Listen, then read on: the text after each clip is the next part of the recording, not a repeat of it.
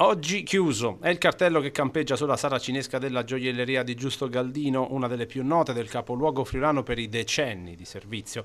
Proprio quella saracinesca che nella notte tra il 16 e il 17 giugno è stata divelta, con dovizia di particolari, incredibile velocità, con una spaccata.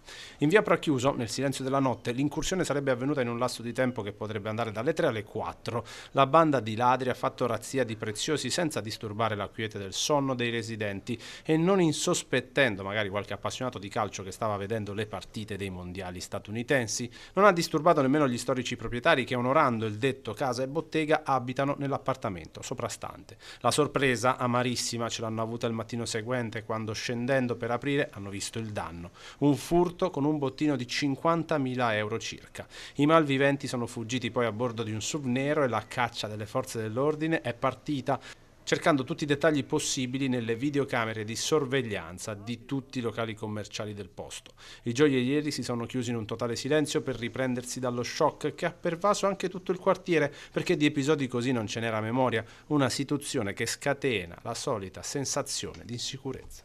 I residenti, i nostri concittadini registrano come episodi del genere, cioè in pieno centro, fatti con questa modalità, fatti anche con questo tipo di organizzazione, era davvero da tantissimo tempo che non si vedevano.